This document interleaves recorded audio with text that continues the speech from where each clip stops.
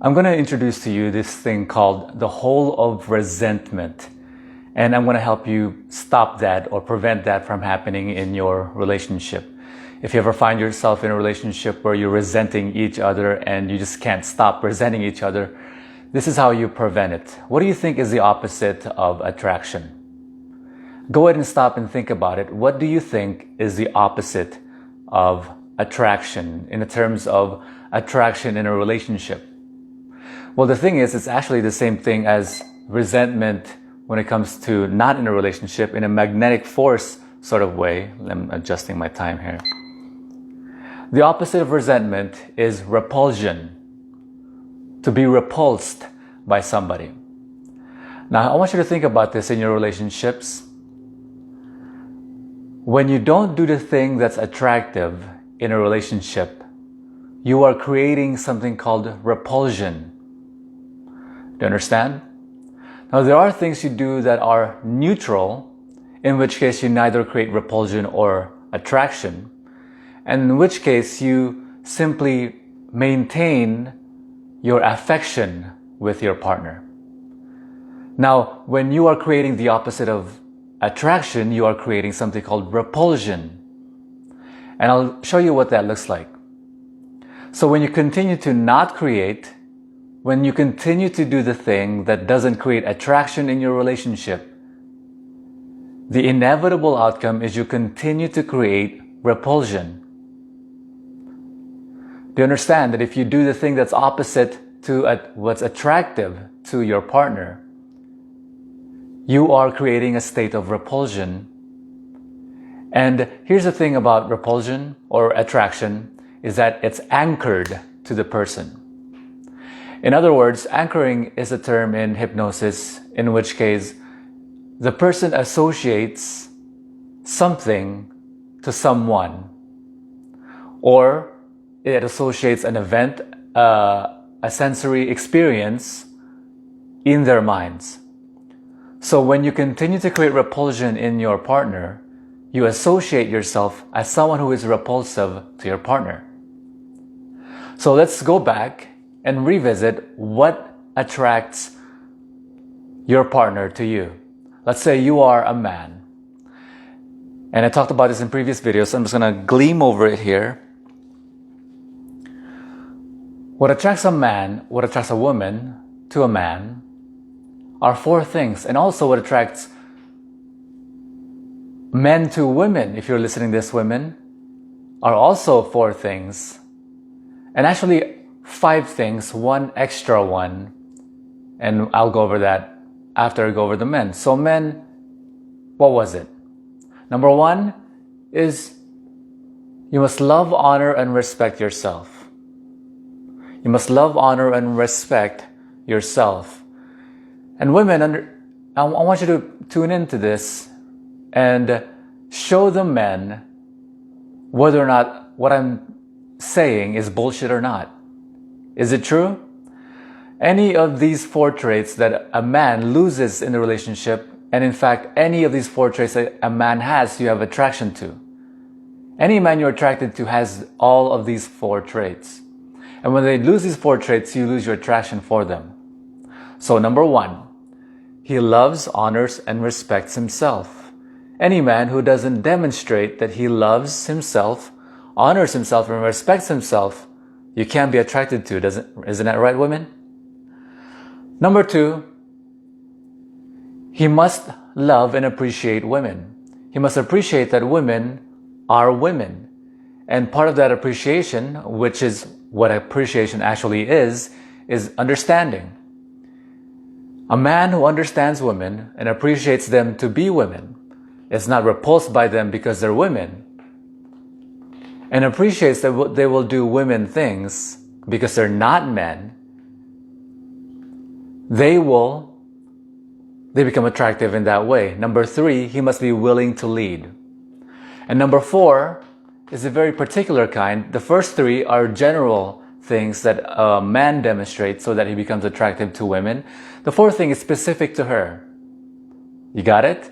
The 4th thing is that he is interested in her as an individual.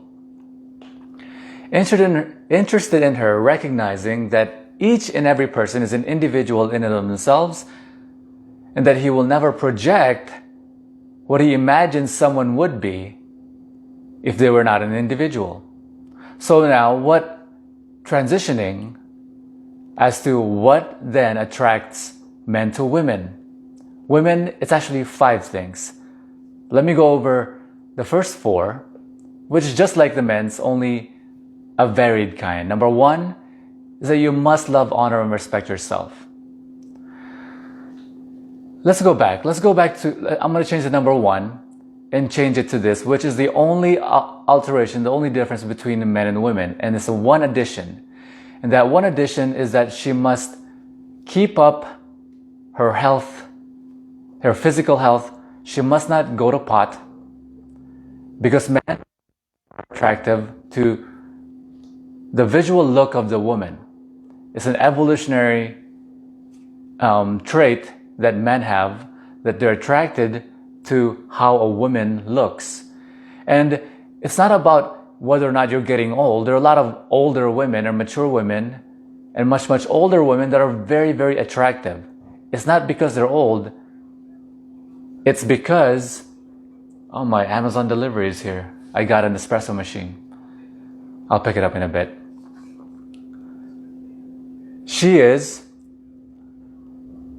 She must keep up her appearance, not that she's aged, whether or not she's aged or not. It's about not going to pot, taking care of her health and wellness. Health and wellness. Number 2, now the next 4 are going to be a little bit of an alteration to the men's, but in order for you to remain attractive, you might attract the man simply by looks in the initial stage of infatuation. Remember the 3 things that happen in every relationship? I've gone over it before. Infatuation, intensity, and intimacy.